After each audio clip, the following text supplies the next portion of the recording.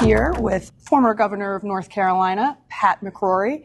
Pat, this is your first summit. Yes. What do you think so far? I think it's desperately needed for our country to have people that from all sides of the aisle who are coming together, have clear communications, who love our country, and have respect for our institutions. And now more than ever, we need respect for our institution and our Constitution. So you have been involved with a number of different organizations since you have left public office.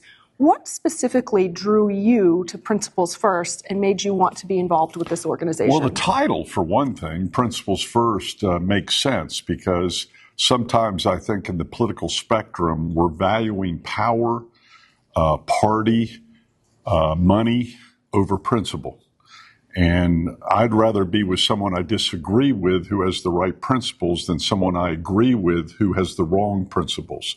And again, we need to have that clear, concise, problem-solving communication in our country so the next generation can have the same opportunities as us. Our Constitution is very fragile.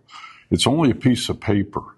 And we have to do everything we can to protect our Constitution and that fragile piece of paper. Well, we're going to throw it back and talk a little bit before your time in public office. A lot of people don't know that Governor McCrory used to be a college basketball referee.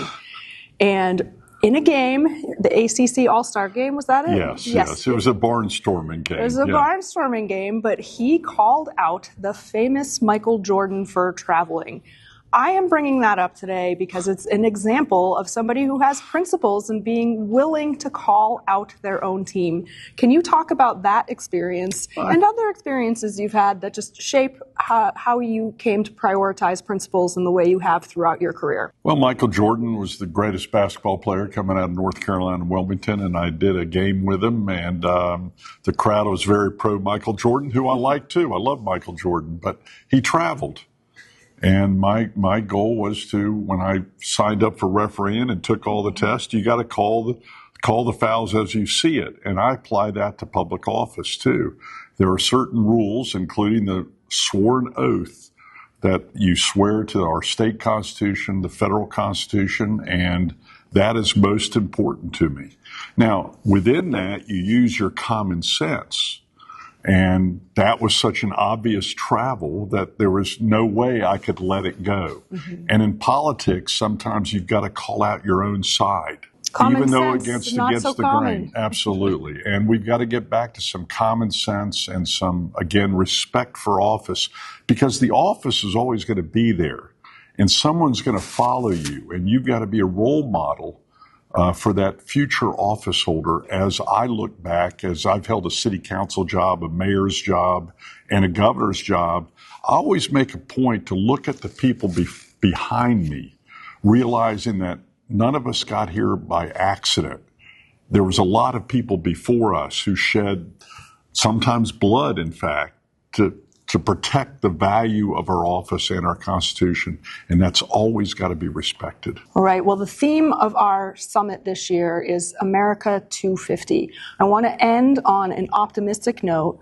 What gives you hope for the future of this country as we celebrate its 250th anniversary? The brilliance of our Constitution.